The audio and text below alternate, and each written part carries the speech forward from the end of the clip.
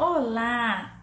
Estamos aqui para mais uma live e dessa vez com um convidado. Então, enquanto o nosso convidado, vai chegando,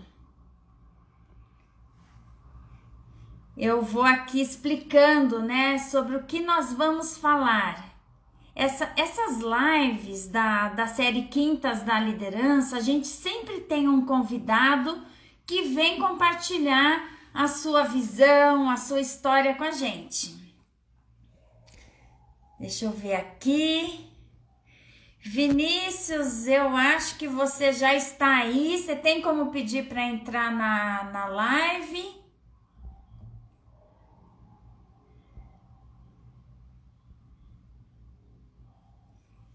Deixa eu ver se eu consigo te adicionar. Vinícius vai entrar. Vinícius Lotti hoje vai participar com a gente. Oi, Vinícius. E aí, acho que funcionou, né? Funcionou. Agora é a É hora que você daquelas. entrou junto, você estava grudado com o nome de outra pessoa. Eu falei, e agora? Mas aí eu descobri onde que eu tinha que te colocar. Agora é a hora das perguntas clássicas pandêmicas, né? Assim, você tá me vendo bem, você me escuta bem, o áudio tá bom, Aham. tá Parece que certo. sim, viu? Eu tô te escutando. Se o pessoal também quiser confirmar aí, o pessoal que está chegando, se quiser Acho que tá. confirmar, Manda um é, joinha. é um joinha, manda, um tchauzinho. Enquanto isso, eu vou dando um aviso antes da gente começar a entrevista de hoje. A gente tem uma programação aqui no meu perfil, do Instagram. Na terça-feira, toda terça-feira, às 8 horas, nós temos uma série que se chama Histórias de Liderança, onde eu compartilho de um tema as histórias, que eu escuto ou que eu já vivi. Escuto dos clientes, das pessoas que eu treino ou que eu mesma já vivi. Às quintas-feiras, nós temos Quintas da Liderança, que daí eu sempre trago um convidado que vai compartilhar também a sua história, a sua perspectiva com relação à liderança. O tema, do canal é liderança. E nós temos também uma jornada que está com inscrições abertas, uma jornada online gratuita, Líderes do Amanhã. E você, depois que sair da nossa live, se quiser ir no link da bio e se inscrever, fica aqui o convite. Essa jornada vai ser uma sequência de 7 dias, do dia 14 ao 20 de julho, às 18 horas, e vai ser ao vivo. Então, quem perder no ao vivo, depois também não consegue acompanhar, tá? Eu tô vendo que algumas pessoas estão entrando.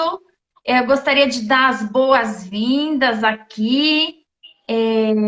Natália, Wellington, Fernanda, Marina, e por aí vai. Acho que deve ter mais gente aqui, eu não estou conseguindo ver agora. E aí, Vinícius, né? Que o apelido é Vini, a gente não consegue não chamar. Mas é isso É, aí, tá tudo bem. No mercado também é Vini Lote, tá tudo certo. Então, o Vinícius, ele é diretor de marketing do Grupo Bronze Gastronomia, atualmente. Ele tem uma carreira de mais de 10 anos no mercado de marketing e comunicação. Já passou por grandes empresas e agências multinacionais. Desenvolveu projetos para vários clientes que a gente conhece, né? Ambev, PepsiCo, Mondelez, Whirlpool, Diageo, Twitter, YouTube, Samsung, XP Investimentos, Santander, Colgate, etc. Então, uma pessoa que acho que vai poder contribuir bastante com a gente aqui hoje, né? E aí, Vinícius, seja muito bem-vindo a essa live. E preparado aí para responder as perguntas que eu vou fazer? Primeiro a gente começa com as perguntas a seu respeito e depois sobre essa coisa de ser líder, né? Legal, eu que agradeço pela oportunidade aí, né, da gente bater esse papo. Acho que é sempre bom a gente ter essa troca, acho que sempre é muito rico e vamos embora. Podemos Aham, começar. legal.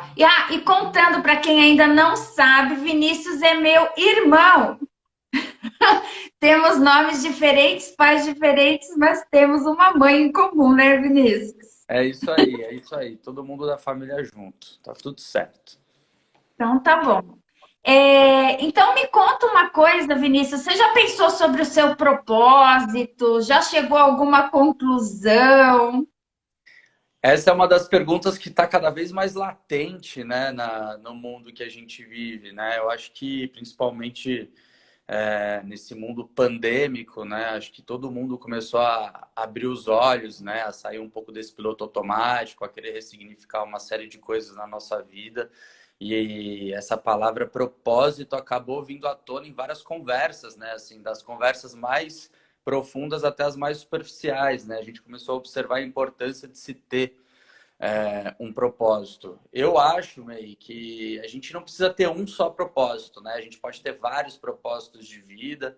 E eu acho que eu tenho alguns, mas acho que um dos mais importantes, que inclusive eu fiz através da metodologia do Ikigai, né, que é a metodologia japonesa, né, que mostra para a gente um pouco do caminho de como viver com mais propósito, né, encontrar o que, que a gente quer fazer no mundo e tudo mais, através do que a gente é bom, com o que a gente pode ser remunerado, com o que o mundo precisa e aquilo que a gente é apaixonado. Eu acho que um propósito que eu levo para o meu dia a dia, e isso não importa se é na carreira ou se é na vida pessoal, que eu acho que tem a ver comigo, é a questão de inspirar e provocar as pessoas, né, a questionarem, a refletirem mais sobre velhas crenças, velhos valores, velhos paradigmas, né, de como a gente vive, de como a gente trabalha, de como a gente consome, né? Por que que é assim? Por que que precisa ser assim, né? Para que caminho a gente está remando? Então, eu acho que isso eu tento aplicar tanto no meu dia a dia de trabalho quanto fora, né? Então, por exemplo, se eu tenho uma pessoa da minha equipe que eu percebo que está desestimulada, que está infeliz por alguma razão, eu acho que aquela conversa boa e honesta, né, de uma gestão mais humanizada é super importante, né? Então, assim, putz, será que você está no lugar certo? Na empresa certa, no cargo certo, né, executando, né, funções certas para você, que te encham de prazer, de felicidade, além da grana, né? Então a gente começa a questionar essa série de coisas, até com a minha própria equipe. Eu costumo fazer isso, costumava fazer isso com algumas pessoas, e eu acho que isso é super importante, né? Provocar a gente a olhar para como a gente está vivendo e entender se está fazendo sentido.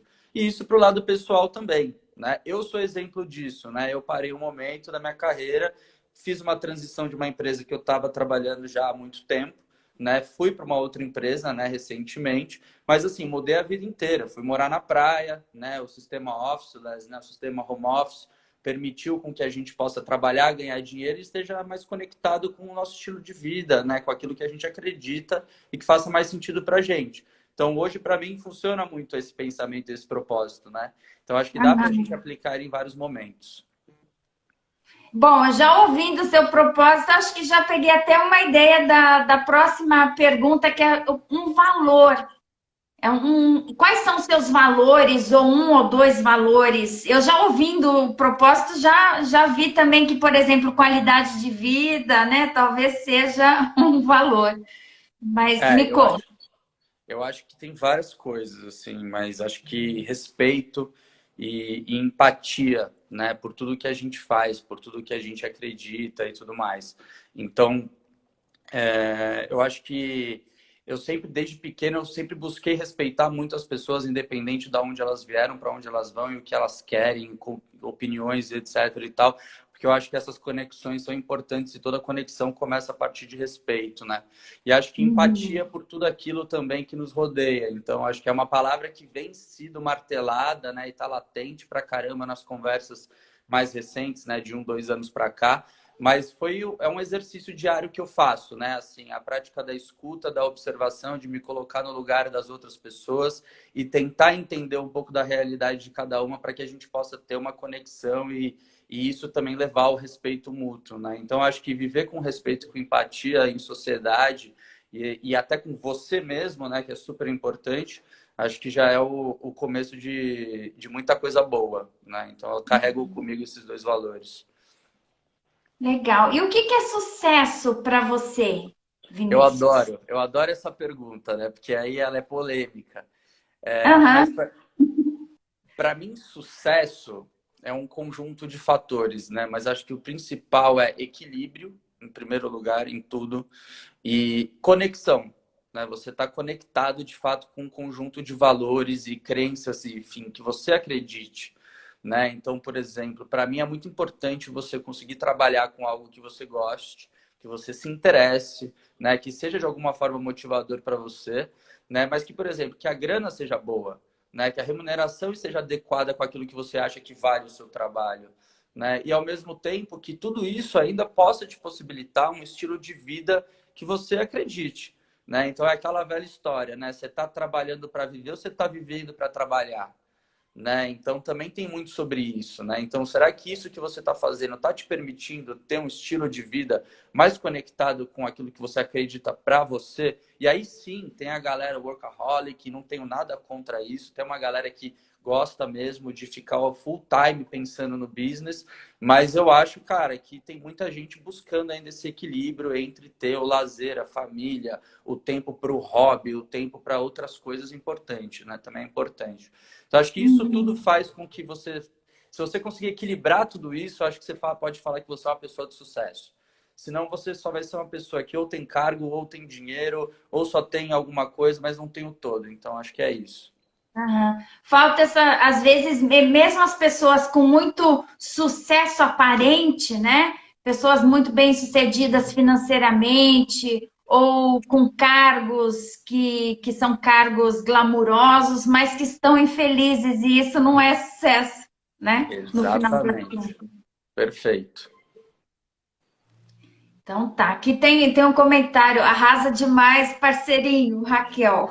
Raquel é uma crânio, já trabalhou comigo, hoje ela trabalha no Facebook. Tive o prazer de contratar ela para minha equipe na última empresa e ela é uma máquina, super inteligente.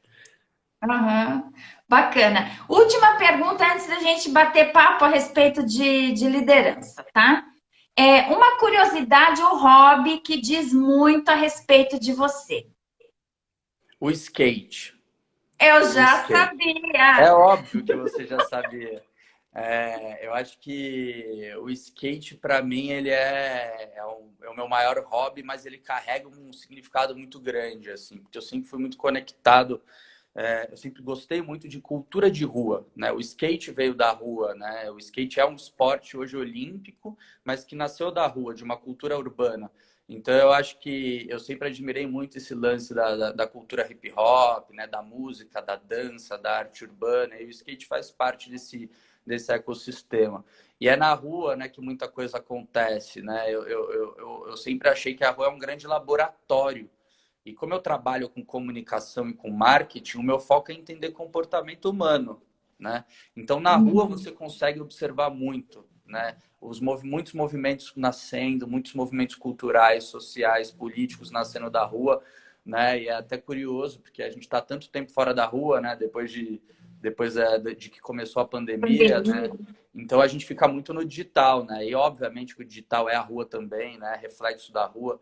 Mas eu sinto muita falta de estar na rua vendo as coisas acontecendo no dia a dia, sabe? Uhum. Interessante. Vinícius, conta um pouco sobre a primeira experiência como líder.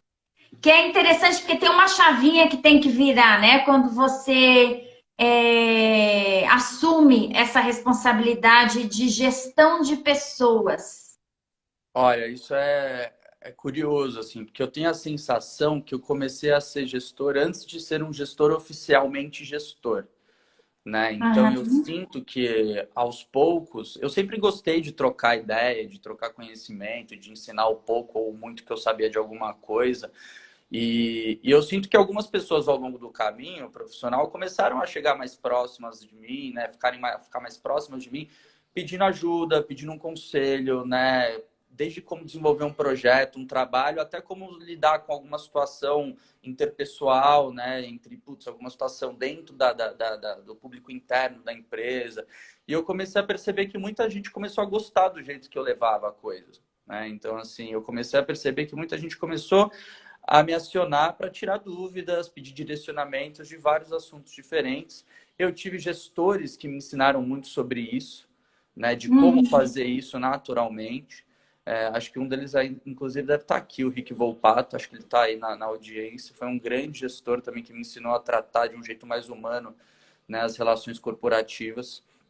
E eu senti que as coisas foram acontecendo naturalmente, Meilin. Assim, eu fui virando gestor antes mesmo de ser gestor, e quando eu passei a ser gestor já era um movimento quase que natural meu, né? Então eu acho que foi isso, assim, até, por exemplo, acho que o meu primeiro cargo como gestor foi quando eu assumi a diretoria de estratégia na minha empresa do México, né? Eu fui expatriado, fiquei 2 anos no México e lá eu fui diretor. E ali eu tive que montar uma equipe, né, multidisciplinar, gringa, né? Então, cheio de mexicanos e outras pessoas, brasileiros, americanos, etc., para que a gente Esse é pudesse. outro desafio, né? Liderar pessoas de outra cultura. É o mais desafio de todos, assim, é o mais difícil de todos, né? Porque você não tem o contexto, você não tem a bagagem social, né, cultural, então é bastante complexo. Mas pouco a pouco você vai entendendo como é que funciona, né? Principalmente quando você pega uma empresa que tem uma cultura brasileira, né? Com um time que tem uma cultura de outro país, né? E muitas vezes a cultura empresarial choca com a cultura, né, da localização regional, né? Então, é bastante interessante. Mas ali foi a minha primeira experiência oficialmente como diretor. E foi super enriquecedora, sem dúvida alguma. Tá. E o que você acha que te fez chegar a uma posição de liderança? Eu acho que foram vários fatores, Meia, assim. Eu acho que a primeira de todas é a disciplina, a dedicação. Eu acho que eu sempre, apesar de ter trabalhado em agências, né, que são esse ambiente um pouco mais descolado, mais disruptivo, etc e tal, eu sempre fui um cara meio Caxias em algumas coisas, né? Assim, eu sempre fui muito disciplinado, né, muito focado e dedicado nas minhas entregas, nos meus compromissos, na forma como eu lidava com os projetos, né, na forma como eu construía, na forma como eu entregava, né, não só o meu, mas o do grupo. Então, eu acho que dedicação e disciplina é o beabá, assim, é o básico. Eu sempre falo que quem chega não é o gênio, não é a gênia, não é aquela pessoa uau, são os esforçados e os dedicados. Obviamente que se você tem um traço de genialidade, isso vai te alavancar e vai te ajudar, mas não é só sobre isso. Acho que poder de observação e de escuta também é super importante. Então, eu sempre fui muito atento a ouvir e a ver como as pessoas, como os gestores, como as pessoas que sabiam mais do que eu lidavam em uma série de situações. Então, eu conseguia aprender muito no dia a dia só observando e escutando, né? Acho que as pessoas elas querem falar muito e elas escutam muito pouco. Então, quando você começa a escutar, você aprende muito mais. Acho que medo também é importante, lidar com medo, né? Assim, a gente tem medo. Eu sinto que a gente nunca está preparado 100% para dar o próximo passo, mas eu sinto que a gente pode se jogar, né, com responsabilidade e aprender ao longo do caminho, ao longo do processo. Quase que trocar o pneu com o carro andando, sabe? Mas acho que é Uhum. importante. Lidar com medo é importante. Vai com medo mesmo, porque é só assim que você descobre se vai ou se não vai. Acho que É. jogo limpo e honestidade também é super importante. Não passar perna em ninguém, né? Não jogar sujo com ninguém, porque isso constrói relação, isso constrói parceria, né? Isso joga muito pro lance da política também, né? Das pessoas saberem que elas podem confiar em você, elas saberem que você vai levar junto, vai construir junto. Então, eu acho que isso é super importante. E soft skill geral, né, Meio? Né? Inteligência emocional, politicagem, são coisas super difíceis, né? Que até hoje eu aprendo, que até hoje eu trabalho, né? Porque é complexo, é bastante complexo o lance da politicagem, da inteligência emocional. É. E você falou uma coisa que realmente, né, é muito verdade, que a gente nunca vai estar preparado para o próximo passo, porque aquilo que nos trouxe, né, até esse momento não é o suficiente, a nossa bagagem, né, a nossa nosso conjunto de habilidades já testadas, provadas, elas não são suficientes para se manter no passo novo, né? Nesse patamar novo que você atinge com uma promoção, reconhecimento. Então, tem isso mesmo, né? Esse desafio, quando você passa de um nível para outro, você tem que se provar de novo. É que nem jogo, né, Vinícius? Perfeito. Você muda de fase. Vai ficando cada vez mais difícil, mas é isso, né? Só na base do treinamento mesmo que você vai conseguindo. Exatamente. E me conta um pouco, quais foram os desafios ou aprendizados mais importantes quando você fez essa passagem para líder? O que você percebeu que funcionava ou que não estava funcionando e daí você teve que desenvolver?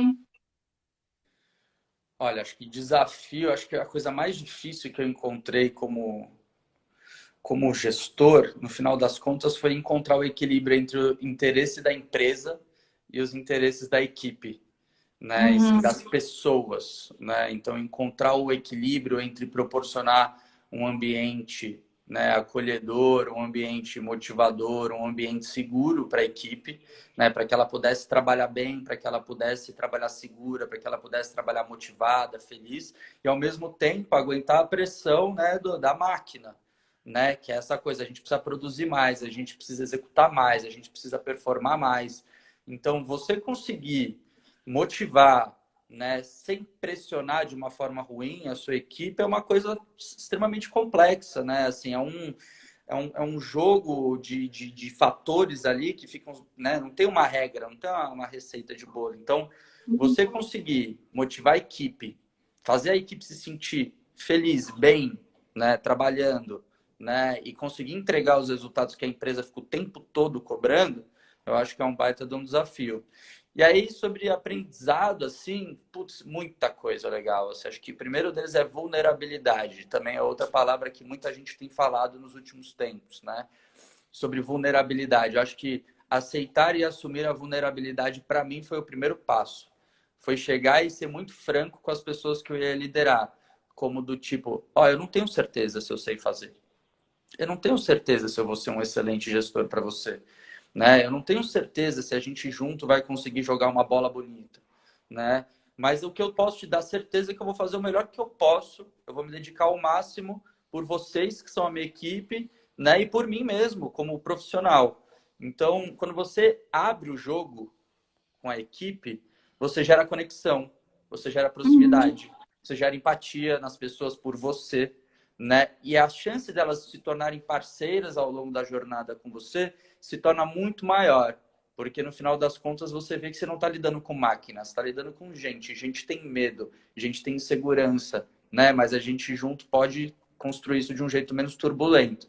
Acho que o lance de contratar gente melhor que você, que é super polêmico, né? Então, assim, cara, a gente quer montar equipes incríveis, mas o pessoal tem medo de contratar alguém que é melhor que ele, né? Então, assim, isso para mim é um baita de um erro, porque eu contratei uma série de pessoas que eu considero que são melhores do que eu, e isso é incrível. É ótimo, uhum, porque no final das contas, quando você vira gestor, você não precisa mais ser o melhor tecnicamente. Você precisa ser o melhor você precisa saber montar a equipe, você precisa fazer a equipe performar. Então, as suas disciplinas, as suas habilidades, elas têm que ser outras. Então, no final das contas, se a equipe brilha muito, você brilha junto, né? uhum. Então, para mim é sobre isso, assim, é contratar pessoas sim melhores do que você, para que eles brilhem e automaticamente você brilhe junto, porque faz parte do gestor saber montar uma baita equipe. Então, eu aprendi muito sobre isso, em não ser o melhor em tudo e sim aceitar que eu tenho pessoas melhores do que eu trabalhando comigo na minha equipe e isso não é ruim para ninguém. Acho que isso leva para um outro lance que para mim é super importante, que é o lance da gestão humanizada, que é promover um ambiente mais acolhedor, mais seguro, um ambiente de escuta, né? Um ambiente onde a minha equipe possa se sentir confortável em me buscar, em me procurar, para falar que não sabe fazer, para falar que está com dificuldade, para falar que não vai entregar, né? Às Uhum, vezes, né? Então, esse lance da gestão do medo, da gestão da ameaça, aquela coisa, aquele medo retroalimentado do chefe, cobra o chefe, que cobra o outro chefe, cobra o outro chefe. Isso para mim ficou no passado. Então, para mim, o grande lance é como é que eu consigo promover um ambiente onde a minha equipe se sinta confortável, bem segura, para que a gente possa junto performar bem. Então, acho que isso é um lance muito importante. Construir, eu acho que isso também leva a um senso de pertencimento, né, de equipe.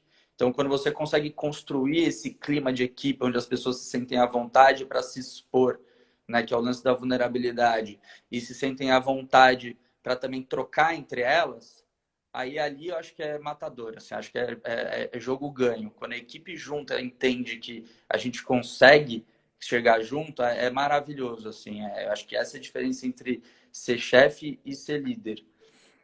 E, por último, acho que é o lance da gente tentar montar, que acho que também é um assunto super latente e super importante.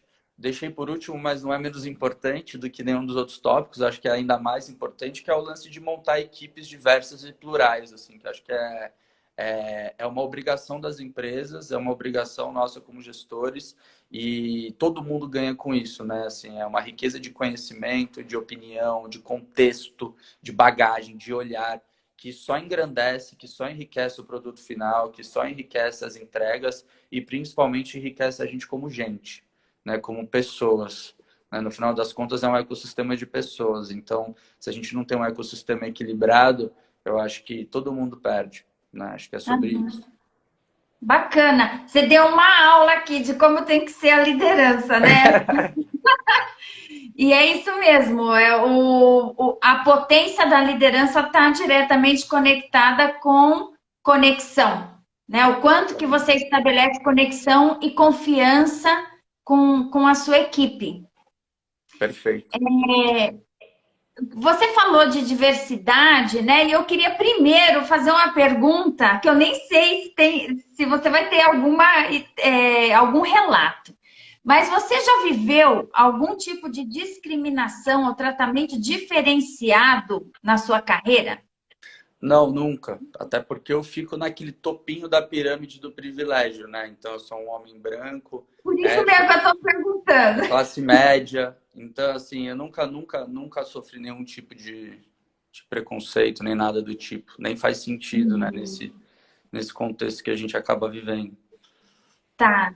Vini, conta pra gente se você já teve alguma experiência de trabalhar em empresas ou empresas clientes que tinham programas de diversidade, e como eram esses programas, essas políticas de inclusão da diversidade no ambiente de trabalho.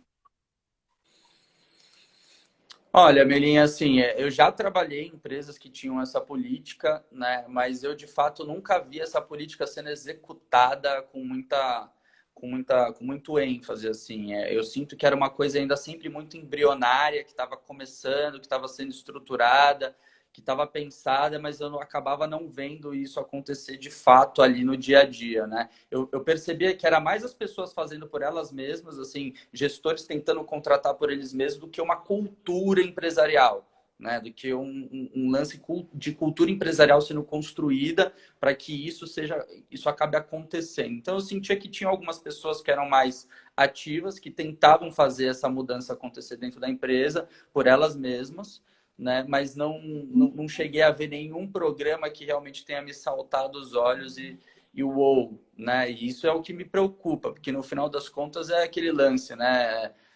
Todo mundo está falando sobre isso, né? A gente acabou de passar aí pelo mês do orgulho.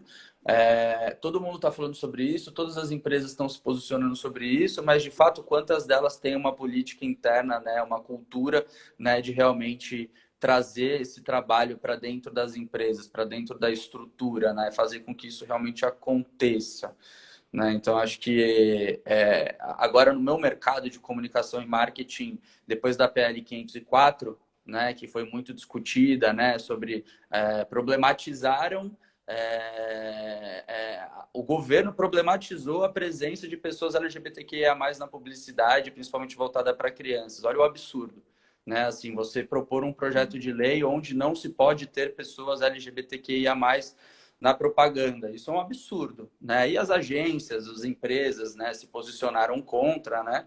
E que bom que se posicionaram contra, mas agora está nascendo um projeto muito legal, que é o Observatório da Diversidade, que é um projeto incrível, que é a união de publicitários, agências, empresas, anunciantes, etc., que foi criado, né, tá sendo desenvolvido, que é um projeto para justamente fomentar, né, e criar soluções, ações, iniciativas, né, que realmente tragam toda essa galera, né, para dentro dessa realidade, né? E muito mais do que colocar essa galera na propaganda, na publicidade, como é que você traz essa galera para dentro das empresas, né? Porque não É. adianta nada você fazer uma publicidade incrível, né, linda, com gente plural, gente diversa, de todos os tipos, né? E dentro da empresa só tem homem branco hétero trabalhando, né? Então é sobre isso, né? Como é que você traz todas essas pessoas para dentro das empresas, para trabalhar, para ter as mesmas oportunidades, né? Para poderem fazer parte dessas empresas e pouco a pouco ir furando essa bolha, né? Uhum. Então é super importante, é um projeto bem legal que está sendo estruturado, foi lançado, já comunicado para o mercado, vale muito a pena dar uma olhada, porque assim, é super importante que ele exista. Aham. Interessante isso que você colocou, né? E essa bolha, muitas vezes, ela é meio invisível, né? Ninguém diz abertamente, né? Não vamos contratar nessa posição mulheres ou homossexuais, mas ela tá lá, né? Nos vieses inconscientes operando nos selecionadores, nos donos das vagas nas áreas, né? Sem dúvida. E também uma outra coisa que eu acho que é importante que você falou é nunca se falou tanto a respeito disso, né? Eu acho que isso até é um avanço, porque eu olhando a minha trajetória e pegando que eu comecei, né, bem antes de você no mercado de trabalho, não se falava nada a respeito disso. Então, acho que a gente deu um avanço. Hoje a gente diz, né? A gente fala, a gente discute o que é privilégio. Antes nem se tinha noção dessas questões, né? Então, acho que é um avanço. Mas, como você mesmo disse, pouquíssimas empresas têm políticas ou programas estruturados, consistentes a respeito desse assunto, né? De como incluir de fato diversidade. E não é só colocar para dentro também, é de que forma que a gente coloca essa diversidade para dentro. Como é que a gente faz? Eu gosto muito da metáfora que se usa, né? Não é só sentar à mesa, né? Trazer para sentar na mesa. Tem que ouvir o que essa pessoa está falando. Essa pessoa tem que ter voz, né?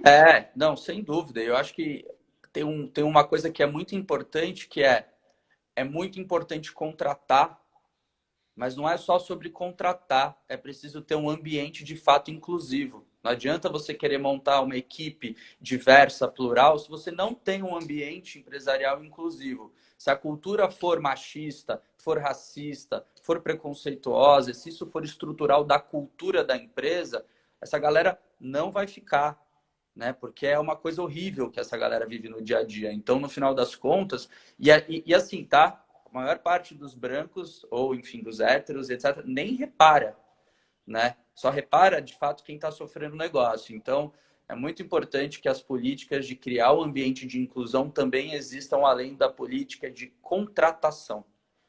Uhum. De conscientização, né, das pessoas, porque é isso, a gente vai É ter isso que a que Marina fazer, está a falando gente vai aí. ter que se reeducar. É isso que a Marina está falando aí embaixo, cara. É sobre criar o ambiente correto para que essas pessoas estejam seguras e confortáveis para trabalhar. Uhum. Deixa eu ver aqui, porque eu perdi várias coisas. Eu acho que se o pessoal está falando, eu perdi. Mas é isso mesmo. Tem que ser um Marina trabalhou ambiente comigo também. Beijo, Má. A Marina é uma crânio também, uma craque. Trabalhou comigo. Não na minha equipe, em outra área, mas é gênia. E Vini, agora da sua experiência, né? Olhando assim os líderes, né? Você foi líder, mas você também trabalhou, teve vários chefes, né? Vários gestores, viu muita gente que pode ser que você não tenha se reportado diretamente, mas viu operando como uma liderança na empresa. Qual é a sua percepção geral do nível de preparo desses gestores de pessoas que estão nas empresas hoje?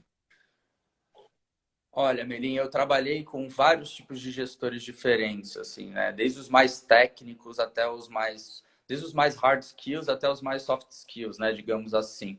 O que eu percebo é que normalmente é muito difícil de você encontrar o gestor que tem um equilíbrio bom entre soft e hard skills. Às vezes a pessoa ela é muito boa de soft skill, mas às vezes ela peca um pouco na hard ou vice-versa. Mas eu tive sorte de trabalhar com alguns excelentes gestores, na grande maioria mulheres, mas também tiveram homens, mas pessoas o que me chamou muita atenção é sobre o lance da gestão humanizada. Assim, eu sempre falo disso. Como é que a gente cria uma gestão humanizada? Né? Os gestores com os quais eu mais aprendi, né? As gestoras e os gestores foram, de fato, as pessoas que mais acolheram, que mais me proporcionaram um ambiente seguro de troca, de conversa, de aprendizado, de entendimento, onde eu me sentia muito à vontade para perguntar, para me expor. Né? O lance da vulnerabilidade já vinha daí. Né? Então, eu Uhum. acho que eu tive a sorte de trabalhar com excelentes pessoas que conseguiam equilibrar assim as soft skills com as hard skills, que eu aprendia muito, né, do ponto de vista técnico, que eu olhava e falava, nossa, porque tem várias formas de inspirar, né, a sua equipe. Então, tinham pessoas que me inspiravam muito pelo jeito como elas faziam as manobras políticas, como elas cuidavam das pessoas, como elas transitavam entre as áreas, entre as diferentes diretores, os diferentes diretorias, mas ao mesmo tempo tinham aquelas pessoas que me inspiravam porque elas eram incríveis tecnicamente, né? Então, nossa, olha como ele pensa, olha como ela pensa, olha como ela fala, olha como ela constrói, olha como ela monta esse racional. Então, eu ficava apaixonado por essas lideranças, né? E quando elas juntavam os dois polos, né? As hard e as soft skills, aí eu falava, nossa, eu quero ser essa pessoa, né? Quando eu crescer, Essa daí é a basicamente. bagunça, né? Essa daí é a liderança que todos deveríamos ser, né? Mas a gente está em desenvolvimento. Exatamente. E um livro, Vinícius, que te inspirou no seu desenvolvimento como profissional? Olha, eu acho que tem vários, na verdade, e eu acho que eles não são tão óbvios quanto a maioria das pessoas pensa, né? Acho que o Pequeno Manual Antirracista da Djamila é um livraço, né? Assim, é um livro assim for dummies, assim, ó, para você que não entende, vai entender, sabe? Então ele fala Uhum. muito, explica muito sobre a questão do racismo estrutural, né? De tudo aquilo que muita gente não entende, não consegue entender e como isso se aplica, né? Dentro da nossa vida, seja na empresa, seja na vida pessoal. Acho que isso é é um super livro, que acho que todo mundo deveria ler. Tem um outro também que é a Comunicação Não Violenta, né? Da Marshall Rosenberg, que, cara, que também ensina várias técnicas, né, de como você consegue se comunicar, né, de uma forma menos agressiva, de uma forma mais empática, de como você consegue chegar a meio termos, tudo através da sua linguagem corporal e verbal. Então é um livro super inteligente que começa a tirar a gente do piloto automático, que faz com que a gente escute com outros ouvidos, que faz com que a gente fale com uma outra forma e parece que eu estou vendendo o livro aqui, mas faz muita diferença a forma como a gente se comunica, principalmente quando a gente fala de um público para dentro da empresa, digamos assim. Né? Aí tem um outro livro que eu acho muito bacana, é um best-seller, assim, que chega a ser quase cafona falar dele, porque muita gente já conhece, mas é o Pai Rico, Pai Pobre. Por quê? Porque não é sobre a grana, não é sobre o lado financeiro que ele me interessou, mas ele me mostrou como olhar de uma forma menos piloto automático para as coisas.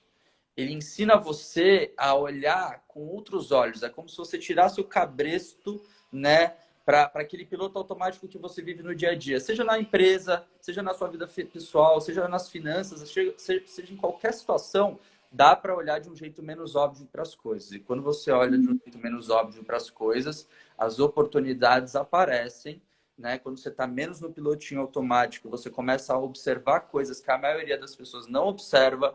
Então, isso serve para quando você é um gestor, para quando você é um empreendedor, para quando você é um... Não importa. Assim, olhares não óbvios te trazem soluções não óbvias. Então, eu acho que é legal. E, por último, o livro do Ikigai, né? Que eu já falei ali em cima, já contei. Mas que é um livro que, putz, que eu acho que todo mundo deveria ler também, que é um livro que te ajuda a encontrar um pouco de propósito para o seu dia a dia. Legal. Eu estou vendo aqui uma pergunta da Fernanda. Vendas te ajudou na comunicação? A Fernanda, eu trabalhei com ela logo no início, eu era bem novo, eu trabalhei com vendas, eu não tinha nem começado a faculdade ainda de propaganda e marketing. Trabalhei com a Fê, acho que durante um ano, a gente vendia juntos, né?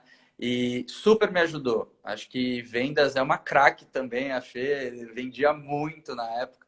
É, super me ajudou. Acho que vendas faz parte do negócio, né? No final das contas, quando você trabalha com marketing e comunicação, muito do reflexo do que você faz é vendas, né? Então, ajuda super. Vendas tem te ensina a ter jogo de cintura, te ensina a se comunicar, te ensina a ser persuasivo, te ensina a debater, te ensina a se relacionar. Então, acho que super ajudou. A perceber o cliente, porque você não vende nada se você não tiver realmente conectado, né, com a necessidade que está ali presente, né? Sem dúvida alguma, sem dúvida. O olhar fica apurado. Se eu tivesse lido O Pai Rico, Pai Pobre naquela época, então eu estava aqui, ó, atento ao olhar não óbvio. Legal. Pessoal que está nos ouvindo, se quiser mandar pergunta no chat, porque a gente está quase terminando, tá? Vou lançar aqui a minha última pergunta para o Vinícius. E ela tem a ver com esse desenvolvimento de liderança, né? O que te ajudou, Vinícius, no desenvolvimento da sua própria liderança? Toda e qualquer técnica de autoconhecimento ajuda no desenvolvimento de liderança. Eu acho que coaching ajudou muito, eu acho que meditação ajuda muito, eu acho que terapia ajuda muito, né? Porque no final das contas é sobre isso, assim, quanto mais você se conhece e se entende, mais você aprende também a conhecer e entender melhor as outras pessoas. Então eu acho que e mais você entende aonde estão as suas fraquezas e as suas fortalezas, né? O clássico. Então, aonde você consegue surfar de uma forma muito natural, né? Quais são as habilidades que você tem que usar mesmo, né? E ao mesmo tempo, aonde você está deficiente, né? Assim, aonde você precisa dar uma melhorada, aonde você precisa dar uma lapidada. Então, acho que é super importante. Acho que qualquer técnica de autoconhecimento vai te ajudar a ser uma boa liderança. Então, tá bom. Eu acho e concordo, né? O líder ele precisa investir no autoconhecimento. É um canal, né, de fortalecimento das habilidades de liderança. Muitas delas têm correlação com inteligência emocional. Então, realmente. Mimizael está pedindo para emprestar o livro. O Misa é um grande amigo e também trabalhou comigo. Esse cara é um craque do planejamento estratégico. Ele trabalha em agência e é menino esforçado. Lembra que eu falei do lance da dedicação, da disciplina, do esforço? Esse cara aí também é um retrato disso aí. Tá correndo atrás. E Empresto, faz, empresto. faz diferença, né? Esse negócio da disciplina e do foco, né? Determinação, isso eu posso garantir, né? Faz diferença para a obtenção de resultado, né? Na carreira ou em qualquer outro lugar. Sem dúvida. E a Natália, você acredita que qualquer pessoa pode ser um bom líder se essa pessoa se capacitar? Eu posso Olha, responder essa, não sei se o Vinícius quer é, responder é, também. é isso que eu ia falar. Eu acho que a Meilin pode responder essa pergunta muito melhor que eu, mas eu acho que sim. Se houver um trabalho de capacitação, com certeza Você que diz, May. Conta pra gente. É. Então, eu acredito que sim, é possível desenvolver habilidades de liderança, fortalecer. Se você é bom, você fica muito bom, né? Porque às vezes é uma questão de não quero ser só bom, não quero ser só na média. Eu quero ser o líder que faz a diferença. Então, existe a possibilidade de um desenvolvimento, sim, em qualquer que seja o seu estágio atual. O que a gente vê, né, e a gente tem que olhar por essa perspectiva também, é que pessoas diferentes possuem bagagens iniciais diferentes. Então, se eu sou um líder hoje que tem já fortalezas em algumas competências que são cruciais para o sucesso da liderança, eu estou mais bem servido. Eu tenho uma bagagem mais privilegiada nesse sentido. Então, se eu tenho inteligência emocional maior, se eu tenho habilidades sociais, se eu me comunico bem, se eu sou uma pessoa capaz de desenvolver essa comunicação transparente, de mostrar certas vulnerabilidades, né? Se a minha personalidade permite isso, porque tem pessoas que elas precisam de um trabalho muito profundo para elas se colocarem nesse lugar, por exemplo, de vulnerabilidade, de conexão. Então, se você tem alguns itens na sua bagagem, isso te ajuda. Se você não tem, você vai ter que desenvolver. E dá para desenvolver, mas é trabalho, né? Assim, é coaching, às vezes é terapia, é leitura, é prática, é tudo junto. Então, quando a gente não tem uma habilidade ou a gente está partindo de um nível muito básico, o percurso é maior, mas sim, dá para desenvolver. É isso aí. Então tá. Gente, estamos fechando. Fica aqui o convite para vocês participarem, inclusive, da jornada Líderes do Amanhã, que tem tudo a ver com desenvolvimento de liderança. Inclusive, essa jornada é gratuita, é online e é um programa completo de conscientização e transformação de liderança. Então, essa jornada ela vai estimular essas descobertas que o líder precisa fazer em termos de autoconhecimento. Fica aqui o convite, são 7 dias, começando dia 14 de julho. Para participar, precisa se inscrever para receber os links, para conseguir acompanhar esse processo. Está lá o link na minha bio. Obrigada, Vinícius, por ter aceito o convite, por ter vindo aqui compartilhar a sua experiência. Vinícius é da geração Y, então nós estamos falando, né, com um típico exemplar de líder geração Y que traz uns aprendizados bacanas para essa liderança do jeito que tem que ser hoje, né? Obrigada, Vinícius, pelas suas contribuições. Você esqueceu de falar que às vezes eu sou meio cringe, né? Que agora é a palavra do momento, né? Às vezes a gente acaba sendo meio cringe também. Não, eu que agradeço. Obrigado pela oportunidade, pelo papo. E já tô indo lá clicar no link da bio lá para me inscrever também. Se você é cringe, imagina eu. Nossa. Então tá bom, gente. Até mais, viu? Valeu, pessoal. Obrigado. Beijo. Tchau, tchau. Tchau, tchau. Obrigada aí por toda a presença aí de vocês. Tchau, tchau. Valeu.